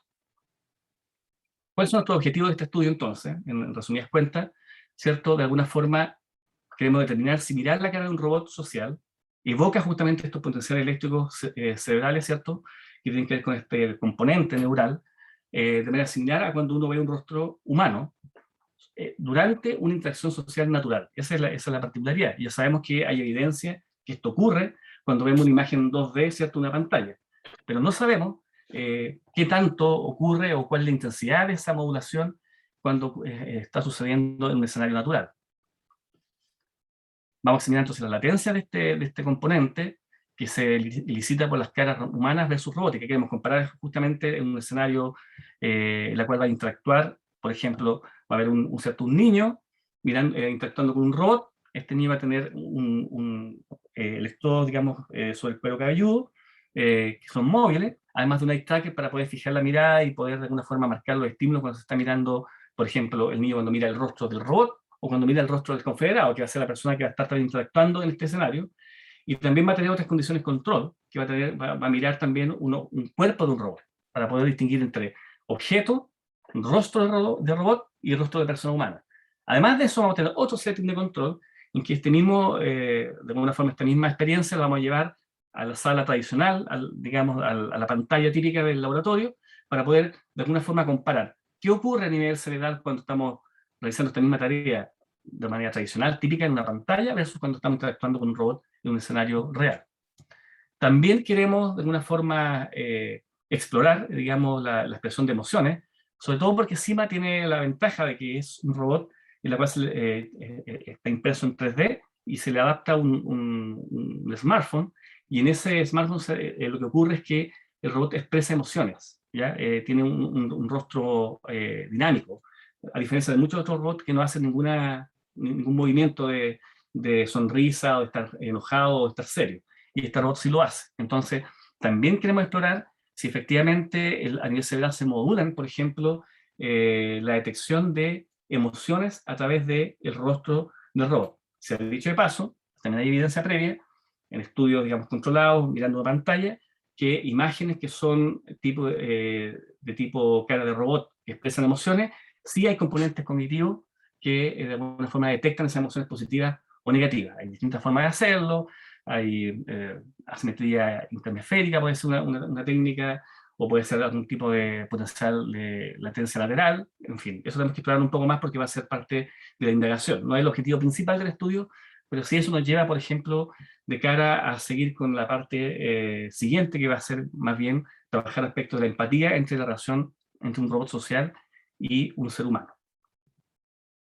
Y de alguna forma también validar estos sistemas móviles. El sistema móvil se le llama, ¿cierto?, a los sistemas móviles de electroencefalografía simplificada, digamos, que de alguna forma nos va a permitir también validar estos estímulos que se pueden registrar fuera de un espacio de laboratorio, digamos, confinado. Además de eso, vamos a seguir explorando más cosas, desde el punto de vista no solamente cerebral, sino también psicológico y de comunicación, porque queremos también evaluar cómo, por ejemplo, distintos niños que van a participar de esta, lo más probable, preadolescente o adolescente, que participen de esta experiencia, cuánto reportan ellos sus experiencias vividas o emociones en la interacción con estos robots. ¿no? Para eso vamos a ampliar una serie de baterías que ya se conocen en la literatura psicológica, como empatía, ¿cierto? Teoría de la mente, y de alguna forma poder de alguna manera controlar ciertas características que son más bien asociadas a diferencias individuales con los distintos resultados que vamos a obtener en este estudio, ¿no? Y así poder explorar in situ, digamos, esas posibles diferencias, cuánto inciden, por ejemplo, en el tipo de interacción que se genera entre, ¿cierto?, las personas y el robot social. En definitiva, lo que esperamos nosotros entonces encontrar es diferencia de latencia y amplitud de este componente que ya les comentaba al inicio, a nivel cerebral. También queremos evaluar si hay cierta valencia emocional que es detectada a nivel de también algún marcador cerebral, tal como la literatura lo sugiere. También queremos de alguna forma capitalizar las capacidades de los sistemas inalámbricos de registro de actividad cerebral, en este caso, ¿cierto?, del móvil, y por lo tanto queremos ver cuánto de eso también es válido en un setting experimental fuera de laboratorio. Por lo tanto, ese es un segundo aspecto que queremos evaluar. Finalmente, queremos explorar las respuestas afectivas y emocionales en interacción con robots sociales y cómo estas pueden estar vinculadas, ¿cierto?, a los distintos resultados y aspectos conductuales de esta investigación. Este es el equipo, ¿cierto?, que está componiendo este estudio. Está Carolina Rodríguez, que ella es una experta en robótica social, y justamente esa es su mayor fortaleza, que ella ha trabajado hace mucho tiempo en la relación y la comunicación entre humano y máquina. Está el doctor Vicente Soto, que es un experto en temas de metodología combinada, de electroencefalografía, rastro ocular, y sobre todo en tecnologías móviles, que es lo que estamos llevando a cabo aquí como novedad. El doctor John Atkinson, que es un experto en inteligencia artificial, que va a ser, digamos, de alguna forma, el investigador que de alguna manera va a trabajar más adelante en proyectos que tengan que ver con una interacción más cercana con robots. Sobre todo queremos evaluar aspectos como la empatía y aspectos emocionales. Y quien les habla, yo soy el director del Centro de Neurociencia Social y Cognitiva y profesor titular de la Escuela de Psicología, donde mi ámbito principal ha sido neurociencia social durante estos años y metodología experimental. Además vamos a contar con ayudantes, ¿cierto?, de cada uno de las facultades, que nos que ya estamos comenzando a armar todos los settings y utilizar, digamos, de alguna forma los equipamientos para poder realizar esta investigación. Parece que estoy bien en el tiempo y eso es lo que les quería comentar durante estos breves minutos de esta investigación. Y muchísimas gracias. Muchísimas gracias, David. Vamos a liberar a las personas que tengan otra reunión a las 4:30. Muchísimas gracias por haber venido. Y sí, al panel le quiero dar la palabra para tratar alguna otra pregunta que les haya surgido. Las que se han ido presentando en el lugar de preguntas y respuestas han sido respondidas. Así que no sé si ustedes quieren hacer algunos comentarios sobre lo que han escuchado de los proyectos que se están realizando. Les doy la palabra.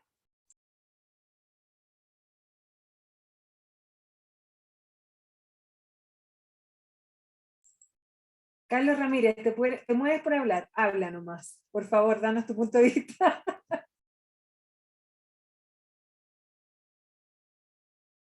Ahí Florencia quiere hacer un comentario. Bien, voy a aprovechar, voy a salvar a Carlos por unos minutos para que piense qué es lo que iba a decir. No, y me quedé pensando un poco en esto que preguntaba Miguel Ángel en el panel de preguntas y que tiene un poco que ver con lo que decía Lumi al principio. Esta idea de, Miguel Ángel preguntaba qué es lo difícil de estas experiencias, y Lumi habla al principio de hay que escuchar, ¿no? Esta idea de no es fácil escuchar, sobre todo en estos casos donde el lenguaje de cada uno es un poco distinto. Si yo les decía esta idea, tengo el lenguaje en común que es cuantitativo, pero en el fondo esta confianza en entender que lo que para uno es un detalle, y lo pasó rapidísimo porque era una nota al pie, para el otro desde la otra disciplina puede ser súper importante, y como acomodar esas cosas, ¿no? Como que es eso, no que sea un difícil per se, sino que ha sido un desafío entender que el lenguaje de cada uno y donde está parado cada uno no solo es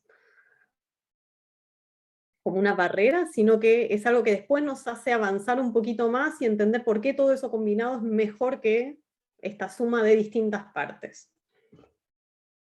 Esta era un poco la reflexión que me quedó y que un poco vi reflejada en lo que han ido contando los otros panelistas también.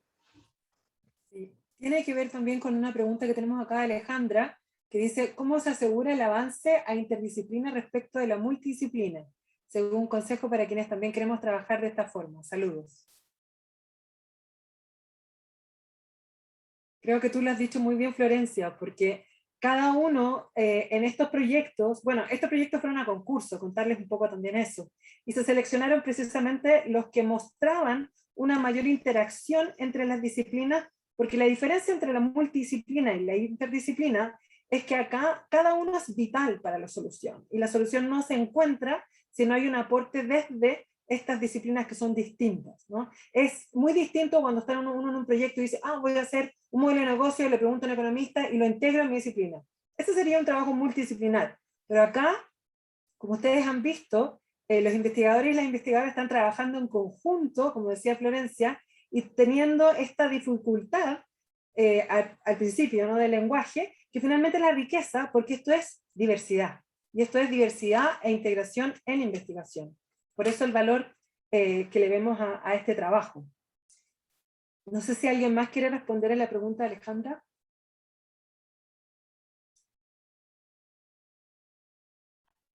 ¿Gonzalo?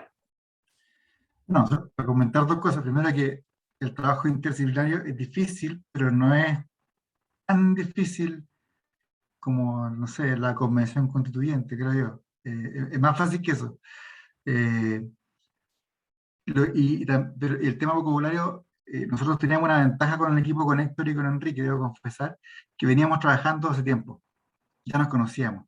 Entonces presentar un proyecto de un día para otro entre tres personas que son disciplinas distintas es imposible. Tienen que conocerse antes, tienen que tener alguna literatura compartida, tienen que tener algún journal donde muestren resultados, donde efectivamente hay intercambios entre distintas áreas. Por ejemplo, en el ámbito de psicología e ingeniería está la revista de Human Factors, que integra muy bien justamente los desarrollos de la psicología y de las soluciones que son ingenieriles. Entonces también hay espacios que buscar ejemplos de cómo se hace esto en la realidad, también es importante.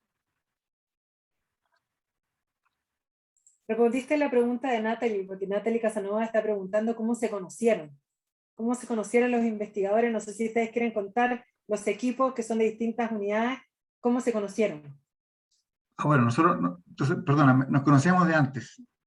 Éramos con Héctor, lo conocíamos desde la Escuela de Negocios, trabajábamos en temas en conjunto con management, y Enrique ha trabajado mucho con Sergio Chiñó, que trabaja ahí en el Centro de Neurociencia Cognitiva, y por ahí empezamos a formar vínculos y lazos para llegar finalmente a esta investigación en conjunto.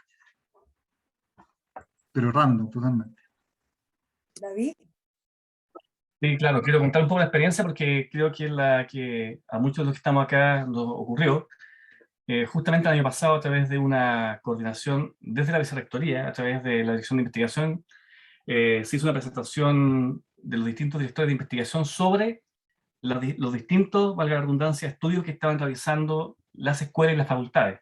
En esas presentaciones que hizo cada uno de los directores de investigación de cada facultad, se dio a conocer a otras facultades y otras escuelas lo que cada uno estaba haciendo. Y en esa lógica hubo una interacción entre los directores de investigación donde, por ejemplo, en el caso nuestro plantearon, mira, nosotros, recuerdo al director de investigación de comunicación, de periodismo y comunicación, nos dicen, tenemos investigadores que vienen llegando recién, que trabajan en robótica social, están trabajando en interacción y comunicación, quizás sea interesante que hablar con la gente de psicología o de neurociencia, para ver si de ahí surge alguna iniciativa para investigar algo que sea más bien interdisciplinario. Y así fue, efectivamente, como nosotros nos conocimos. Yo no conocía a la investigadora, a Carolina Rodríguez, aquí eso teníamos una idea, digamos, lo conocíamos en otro ámbito, pero nunca habíamos interactuado para hacer un trabajo conjunto. Y fue gracias a ese espacio que emergió primero el interés, pero sobre todo porque la institución gatilló un espacio, digamos, con recursos internos para motivar que eso ocurriera. Y creo que ese es el resultado de lo que estamos viendo hoy día. Gracias, Francisca. Quisiera agregar a lo que ya se ha dicho, que quizás el equipo que se armó en este caso tenía una ventaja comparativa, que es el hecho de estar en una escuela de gobierno, que tener una mirada puesta en lo público resalta la complejidad de los problemas. Y por lo tanto ya somos una escuela interdisciplinaria, y además ya habíamos buscado y habíamos trabajado con la Facultad de Ingeniería y también con la Facultad de Derecho, precisamente porque los problemas públicos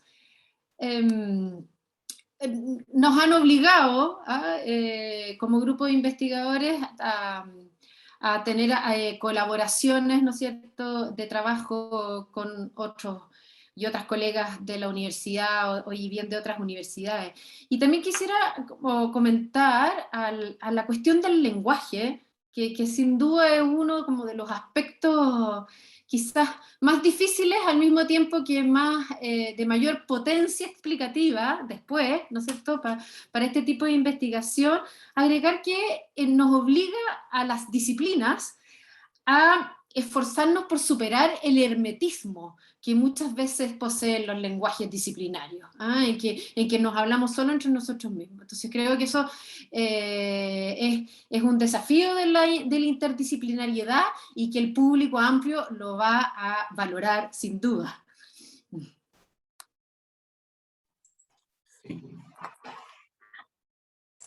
Muchísimas gracias, Francisca. Florencia, ¿tú querías? ¿Levantaste la mano? ¿No? ¿Sí? No, pero igual puedo contar que en nuestro caso también, como contaba David, nos conocimos, esto de trabajar cruzando la frontera de las disciplinas surgió de una jornada de investigación de hace como 2 o 3 años, donde de repente nos dimos cuenta que había otra gente mirando problemas parecidos, pero desde otro lado, y eso, ¿no? Como resaltar un poco esto que también salía recién en el chat. Si las instancias institucionales no hubieran estado, yo creo que cada uno hubiera seguido en su oficina o en su pasillo, con el grupo de siempre hablando en el mismo hermetismo y el mismo lenguaje de siempre, por más que esto hace que los proyectos sean súper interesantes y que puedan ir un poco más lejos en otros aspectos. Así que también quería como volver a dar las gracias por esta instancia y por todas las anteriores de apoyo a la dirección de investigación, a Paula y a Maca, por toda la buena onda todo este tiempo, porque la verdad que si no, estas cosas no sé si serían posibles. Muchísimas gracias. Le vamos a dar la palabra a Carlos Ramírez. Okay, no, yo primero quiero decir que ha sido súper interesante escucharlo, súper atractivo verlo. Yo desde la mirada desde afuera, yo no estoy hoy día en el ámbito de investigar, pero creo que lo que dice Francisca y varios de ustedes tiene que ver con primero una natural disposición, genuino interés de un investigador, como dijo la Paula al iniciar esta jornada, de salir de su ámbito. Y eso a veces no es una ecuación inmediata, porque es como casi decir la zona de confort en mi ámbito disciplinar. Yo creo que ahí hay una competencia, no sé cómo llamarlo, una habilidad, una disposición a querer abrirse a otros ámbitos del saber, que necesariamente te llevan a esta muy rica complementariedad. Yo se lo planteaba a la Paula, por ejemplo, a nivel de proyectos también más complejos, de alta complejidad, a nivel de lo que pasa en la Unión Europea. Muchas veces cuando se arman consorcios, no son consorcios disciplinarios, o sea, efectivamente viene la complementariedad, es decir, ¿quién es el mejor en gobierno? Tal universidad. ¿Quién es mejor en psicología? Tal universidad. Entonces, el consorcio no se conforma solo con investigadores de un ámbito disciplinar. Eso lo planteo porque ya a propósito de los Horizonte 2021-2027, uno a veces naturalmente va a buscar la red y dice, vamos a armar un consorcio.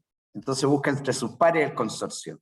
Esto, lo que ustedes están desarrollando, invita a que efectivamente el consorcio el día de mañana puede ser una escuela de negocios del TEC de Monterrey, una escuela de psicología de la UAI, una contraparte alemana que tenga que ver con gobierno. Entonces creo que el trabajo que he visto aquí es sumamente interesante y lo veo como el desafío del futuro. Me acordaba, y con esto termino, cuando nos llevaron en las primeras sesiones del máster de innovación a explorar y los profesores nos sacaban a ver los usuarios a la calle.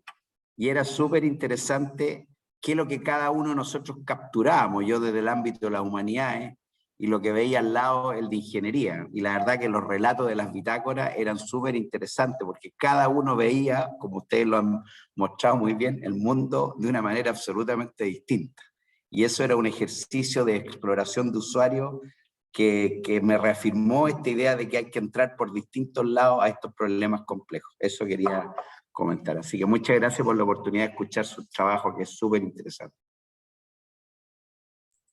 Muchísimas gracias entonces a todas, a todos por estar acá, por compartir esto, y a los investigadores e investigadoras por formar parte de esta primera iniciativa de proyectos interdisciplinarios, que como vieron estuvo nuestra vicerrectora y estaba muy interesada y tomando notas de todos ellos, porque en realidad esto es muy adaptativo, es lo que decía Luz María al principio, ¿no? Esto es aceptar un desafío adaptativo, nadie sabe cómo va a terminar, pero lo interesante es que todos queremos el bien común y todos tenemos el propósito de impactar y mejorar nuestra sociedad.